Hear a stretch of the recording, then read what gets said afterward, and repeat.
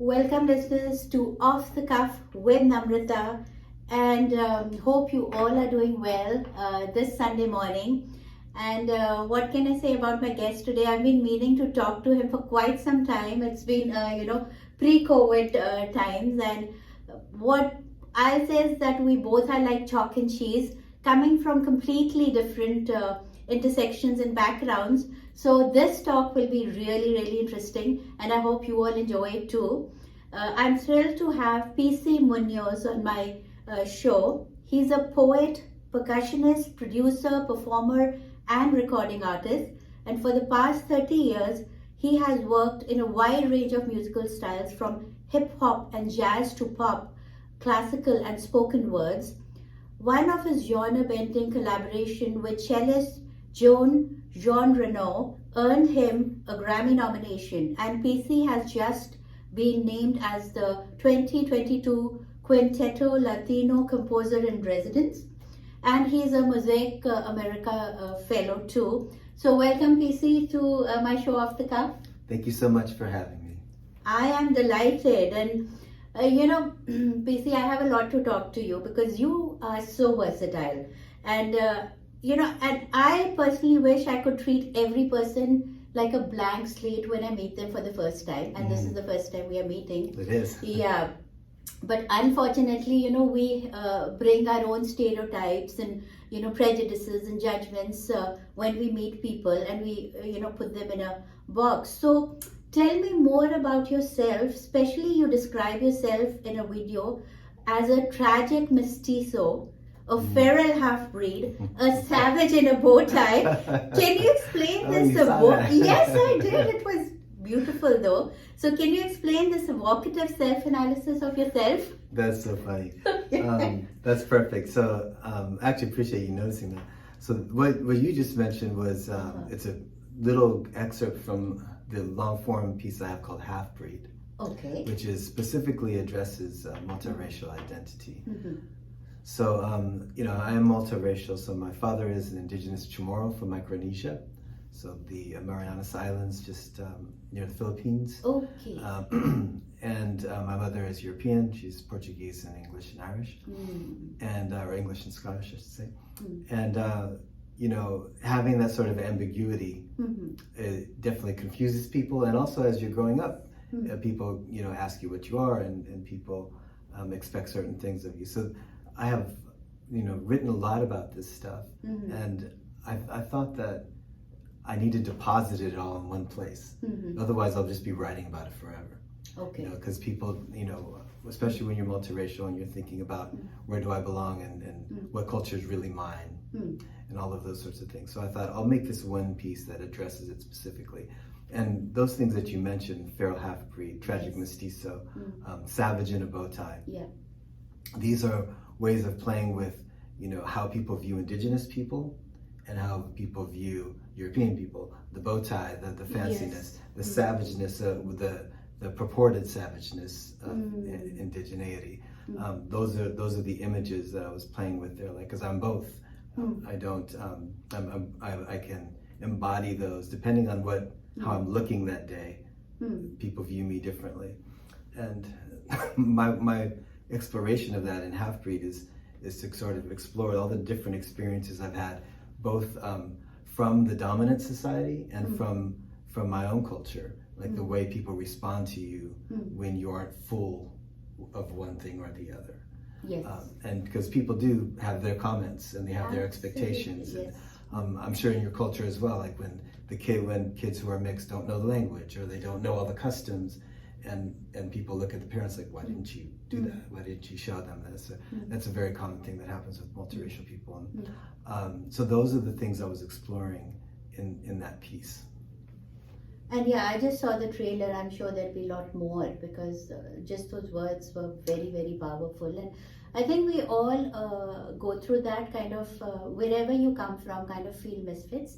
But especially you, having indigenous roots in you, I'm sure there must be more going on because you were originally, So it's true. And I think you make a really good point too. That I think everyone feels like a misfit at some point. You know, you feel like everyone wonders, where is my home? Where do I belong? Yeah. And it's hard for anybody. And then you throw in the cultural expectations of wildly different cultures, and it can get tricky. I remember reading somewhere that multiracial people suffer more from mental illness, and there was a big, I forget what the study was, but and then around that there's a debate of, is that a nature or a nurture thing?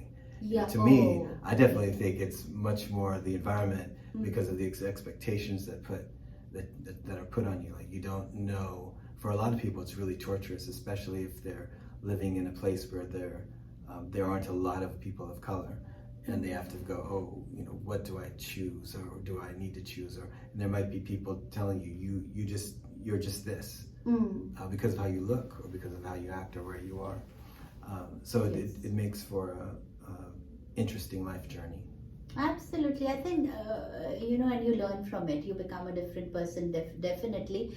And, you know, I don't think I really was aware of different ethnicities or regionalism where I come from in the country. Because we are you're not there in a melting pot. We were just in that, you know, small town, and that's about it. We didn't know anything. Yeah. And then you're coming here, and you're put in this melting pot of different, you know, which is beautiful, but it's also scary. Yes. You know, and then everybody has to find that balance of who they are, and you know, that's what PC is talking about. There's a lot of questions about our own identity that we can, you know, that I think never get answered. I think. And I think it's important, you know, and it's funny because there's a lot of people on the far right of things that really balk and say, well, you shouldn't be talking about identity. Or, why are you talking about identity? But to me, it's really important to get a hold of who you are, and it doesn't mean that you say that's all I am, my ethnicity.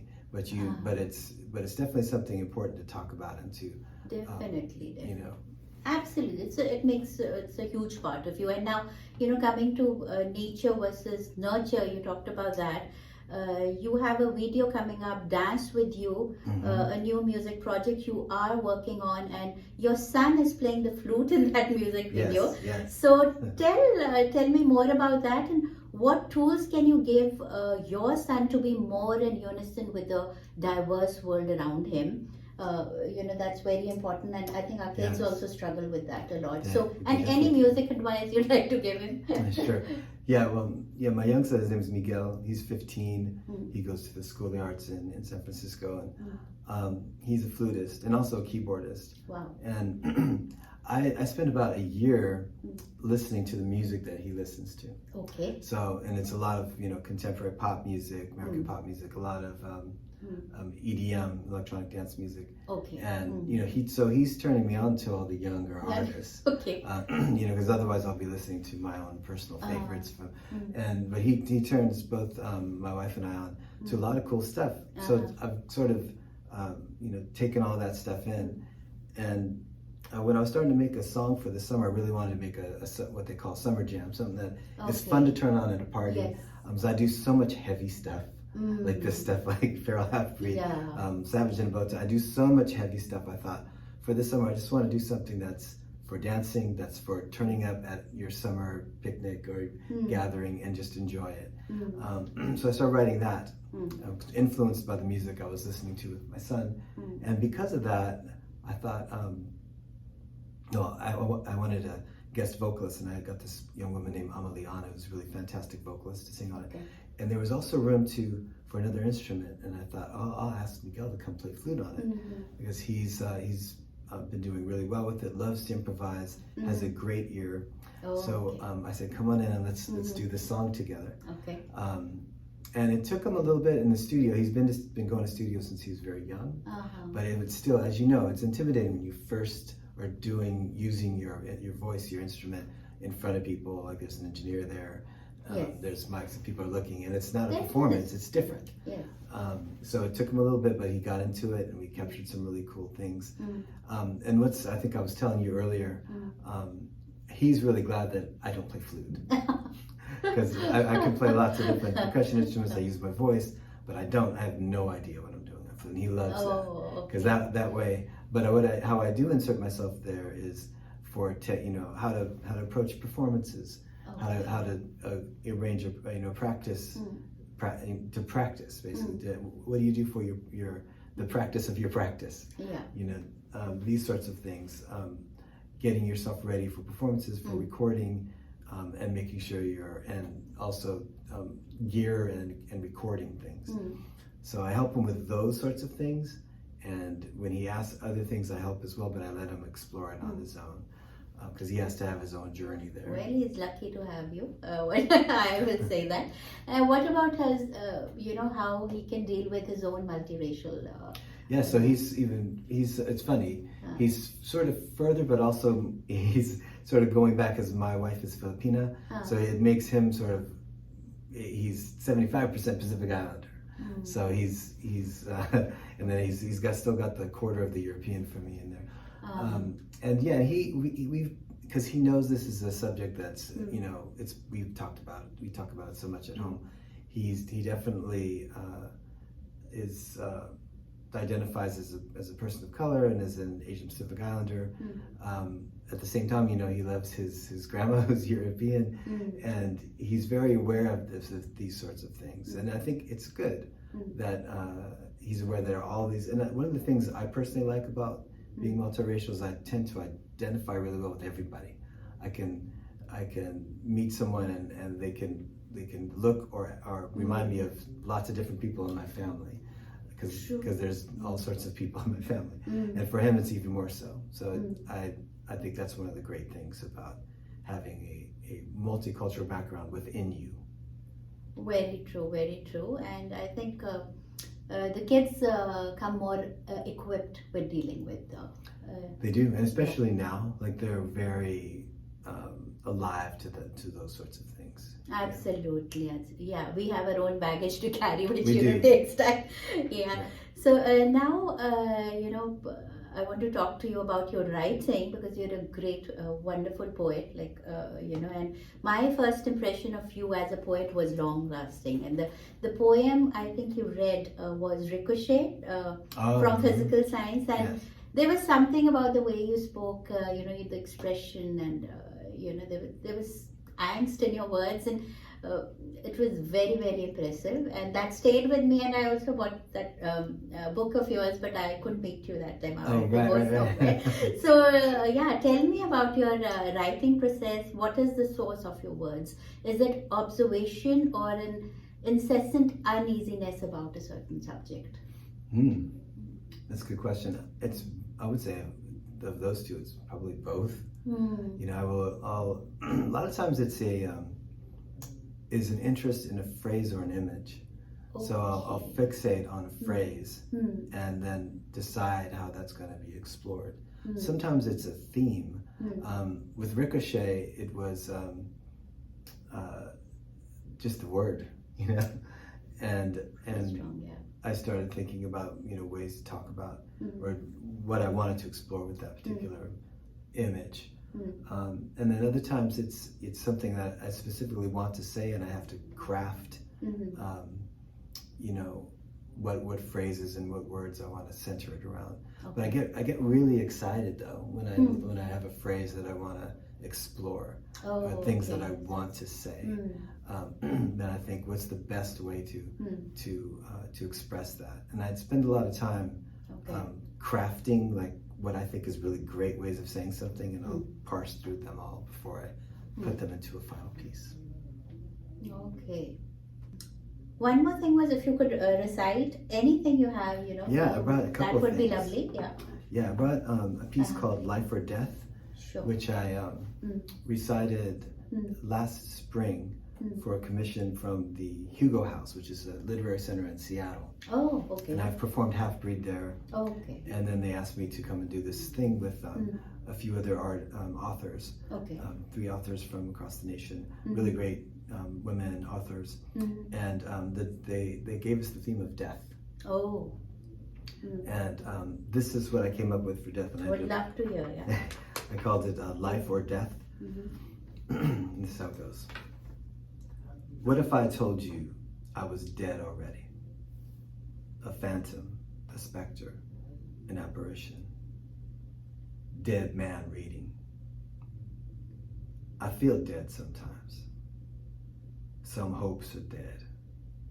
Some dreams been dead. Some sensations haven't returned. Some visions have disappeared. Some excellent notions have been vanquished, gone forever. Some voices have been silenced, but some silence has yet to be broken, so that other things might then die. What if I told you I was dead already?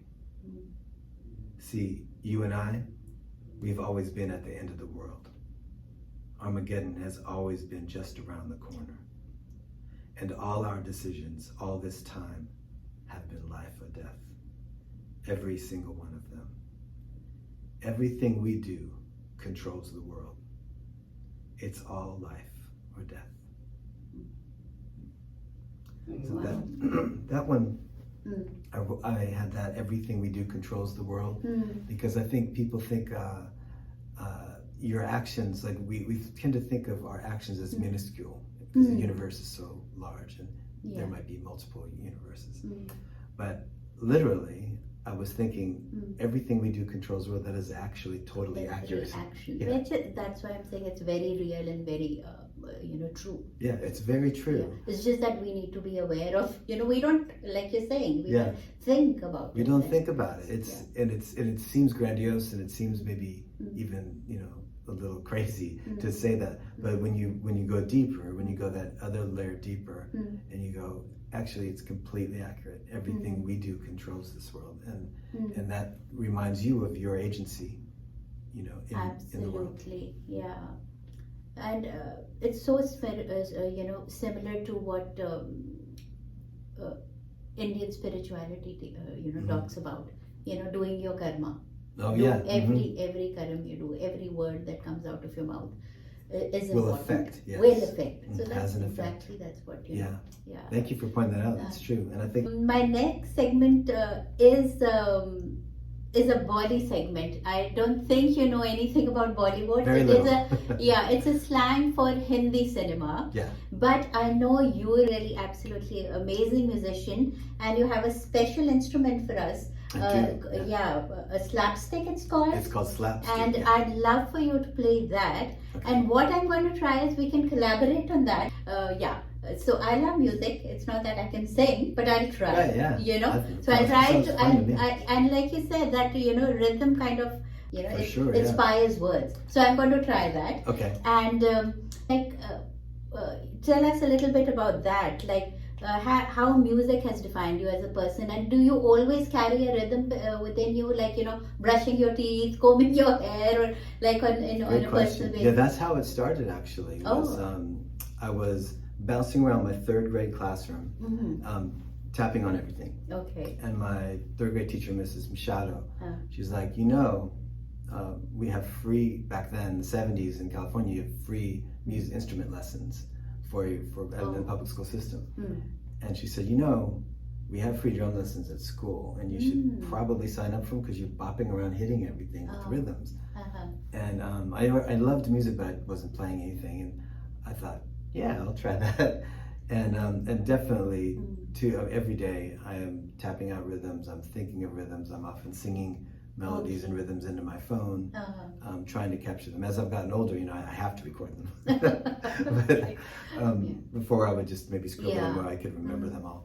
But now I'll put them in my memos in my phone, and then go back and parse through and find the good ones that can be developed into something stronger.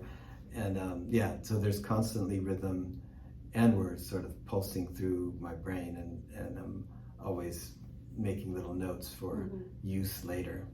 I can imagine that, and I read about you that you worked late nights during COVID because we were all stuck at home, and you made your own studio there. I'm sure. Yeah. Because I think an artist like you need to have an outlet, right? I work so much in recording studios, like big recording studios where there's lots of gear, and so during COVID, it was strange because I didn't have all that stuff because I never bothered to do that before because I was always working in recording studios. And I figured, okay, I have this little setup, what can I do? And it was actually really cool to work that way, to go, okay, with my little setup at home, what am I able to do? And I was able to do a lot just because of the modern tools that we have. it's been a lot of fun doing that. Wonderful. Yeah. So we'd love to hear the slapstick Yeah, now, we'll and go. let's see what we can do with that. So it's basically like a drum on a stick. Okay. That's Wow. how I describe it. Like Except you have the ability to bend notes. a guitar. So I like that quite a bit. It's invented by a local guy named Andy Graham. Okay. And one of the reasons why I like it is it reminds me quite a bit of an instrument from Micronesia called the berimbau tutzen, Okay. which is similar to the berimbau in Brazil, originally with roots in Africa. So I think what people think happened is on the Manila galleons that were going all over. Yeah. African instruments were landing in the Pacific. They were landing in different places, and so in Micronesia, it ended up with an instrument called berimbau tutzen, which is a single string with a shell gourd. Oh, okay. And it just you pluck it. Yes. And this reminded me of that. It sort of brought me back. Like I feel very I tied think to. we call that, we have similar, something similar, maybe different. It's called iktara. Iktara. One, yeah. Cool, yeah. One string, single string. Yeah, single Iktara, string. yeah. I love these single string instruments from around the world. Okay. And they're all related, like the dambao from Vietnam, which Van Vo plays, and it's a very powerful sound. And this one I like because as you mentioned, I hold it like a guitar. I know. So it can be applied to kind of pop music and contemporary music, but at the same time, it has that kind of rooted sense of a drum. And that's It does sound like a drum. and it has tone. Yes. So it makes it very interesting. So to play. yes, would love to hear anything, and I'll see if I can. So I remember you asked me to play a similar rhythm than in that then video, I can- so I'll play something yeah. like that.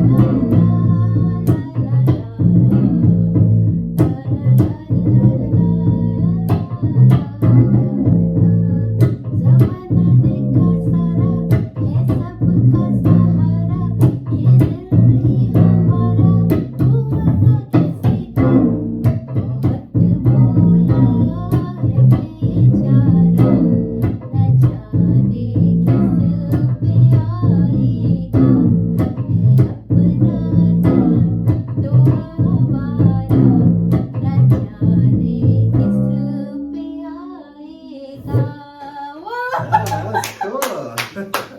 I didn't know we could pull this. This was amazing. Thank you, PC. Thank you for Yeah. giving me this opportunity. Yeah. Oh my God. I know. I don't That say. sounded great.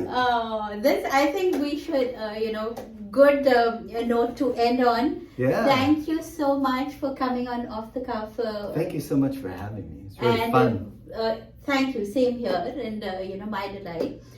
Wish you all the best. Looking forward to the next video with your son. Yes. And I did say that we come from different intersections, but I think we, just by talking for this 10, 15, 20 minutes, we did find some commonality Of course, between yeah. us.